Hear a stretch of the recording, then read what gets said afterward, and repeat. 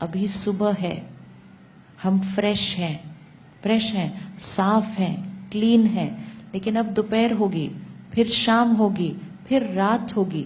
हम ही सुबह fresh clean हैं, हम ही रात तक क्या हो जाएंगे? मैले भी हो जाएंगे, पसीना भी आ जाएगा, थक भी जाएंगे। हम ही सुबह थे, हम ही रात को होंगे, और कल सुबह कौन होगा? हम ही होंगे। ये एक साइकिल हमारा चलता जाता है, मॉर्निंग, आफ्टरनून, इवनिंग, नाइट, फिर मॉर्निंग, आफ्टरनून, इवनिंग, नाइट, हर 24 आवर साइकिल चल रहा है। इसी तरह एक सृष्टि का बड़ा साइकिल है। सतयुग था, फिर त्रेता युग था, फिर द्वापर युग था, फिर कलयुग आया। अभी कौन सा युग? घोर कलयुग। और ये युग मतलब क्या? सिर्फ आत्मा की प्योरिटी 100%, फिर धीरे धीरे 90%, फिर धीरे धीरे 50%, फिर धीरे धीरे कहाँ जाकर पहुंची? 10%। जैसे हम अभी फिजिकली 100% चार्ज्ड, रात तक पहुंचते पहुंचते 10% पे पहुंचेंगे। लेकिन फिर हम क्या करेंगे? रेस्ट करेंगे, साफ करेंगे अपने आप को, और मॉर्निंग में हम फिर से क्लीन हो जाएंगे। तो सृष्टि की सतयुग, त्रेता युग, द्वापर युग, कलयुग, कलयुग के बाद घोर कलयुग। मतलब सिर्फ रात नहीं, घोर रात्रि है। लेकिन फिर घोर रात्रि के बाद क्या आएगा? घोर रात्रि के बाद सुबह आनी है। ऐसे ही थोड़ी रात्रि चलती जाएगी सिर्फ। घोर रात्रि के बाद सुबह आनी ही आनी है। तो घोर कलयुग के बाद क्या आना है? सतयुग आना है। अब वो सतयुग आना है या हमें वो सतयुग लाना है? लाना है। आप पिछले 2 दिन से सतयुग ला रहे हैं। जब एक आत्मा इतना भी एफर्ट करे ना अपने अंदर चेंज लाने की, अगर आपने दिन में एक बार भी जो आप गुस्सा करते थे वो नहीं किया, आपने इस सृष्टि को कलयुग से सतयुग की तरफ लेकर आए। और अगर एक बार किया तो उस सृष्टि को किसकी तरफ लेकर गए?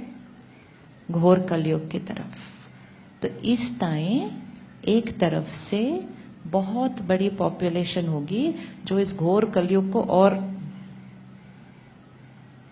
और एक छोटी सी पॉपुलेशन होगी जो इसी सृष्टि पर रहते हुए अपनी सोच को बदलेगी, अपने संस्कारों को बदलेगी, अपनी वाइब्रेशन को इतना हाई करेगी कि वो इधर रहते हुए ही कौन सी वाइब्रेशन पे पहुंच जाएगी?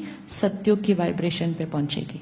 और जब एक फिक्स्ड नंबर ऑफ लोग वो सतयुग की वाइब्रेशन पर पहुंच जाएंगे तो ये सृष्टि सतयुग बन जाएगी। तो सिर्फ अपने को खुशी देने के लिए नहीं है, सृष्टि को शिफ्ट करने के लिए है। ये सारा जो दुख अशांति है इसको खत्म करने के लिए है। नर ऐसी करनी करे जो नर से नारायण बने। करते हैं ना सत्यनारायण की कथा? किस किस ने की सत्यनारायण की कथा? की क्या बोला कथा में? नर नारायण बने, नारी लक्ष्मी बने। अब हम कथा सुनते हैं, अपने घर में कथा रखवाते हैं।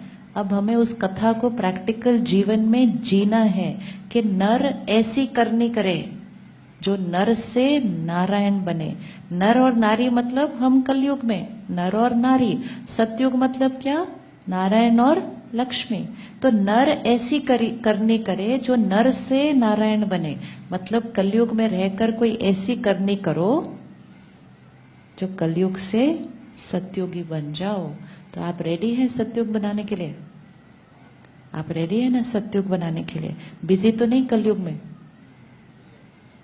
हाँ, बिजी तो हम वैसे भी नहीं हैं। अब क्या करना है? आप देखो देवी देवताओं को कैसे दिखाते हैं, कमल पुष्प पे खड़ा हुआ दिखाते हैं। कमल पुष्प मतलब वो कीचड़ में रहता है, लेकिन वो क्या होता है? डिटैच्ड। तो हम सब आत्माएं क्या होंगी? कलयुग में रहेंगी, जहां सब कुछ चल रहा है, लेकिन सब कुछ चलते हुए के बीच कैसे रहेंगे? डिटैच्ड। कमल पुष्प समान जीवन, प्योर जीवन कलयुग में रहते हुए। दुनिया ने कहा कि अगर प्योर जीवन रहना है तो दुनिया छोड़कर जाना पड़ता है। नहीं, दुनिया में रहना है, घर में रहना है, परिवार में रहना है और जैसे रह रहे थे उससे बहुत ज्यादा अच्छा रहना है, उसको और जोड़ कर रखना है और प्यार से परिवार को बनाना है, सब कुछ के बीच रहते हुए लेकिन कमल पुष्प के समान जीवन बनानी है। तो राजयोग का लक्ष्य क्या है कि मैं आत्मा परमात्मा से कनेक्ट कर अपनी हर संकल्प को श्रेष्ठ बनाकर अपनी सृष्टि को इतना सुंदर बनाऊं कि ये घोर कलयुग क्या बन जाए, सतयुग बन जाए, क्योंकि सतयुग आना ही है, इसको हमें लाना ही होगा। ये और नीचे कितना जाएगा, कितना जाएगा, कितना हम और गिर सकेंगे, जहां बच्चे सेफ नहीं होंगे, बहनें सेफ नहीं होंगी, और अभी कितना गिरेंगे और इससे ज्यादा। It can go on for more. इसको हमें चेंज करना ही है, सतयुग हमें लाना ही है।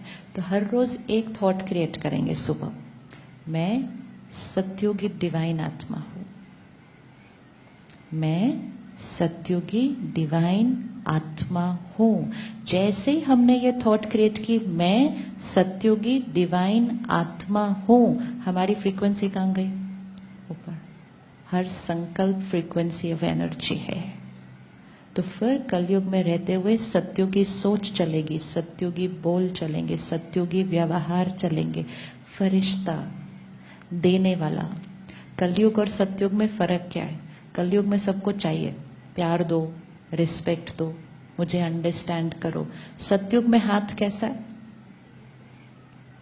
इसलिए देने वाले को कहेंगे देवी देवता, देने वाला, दाता।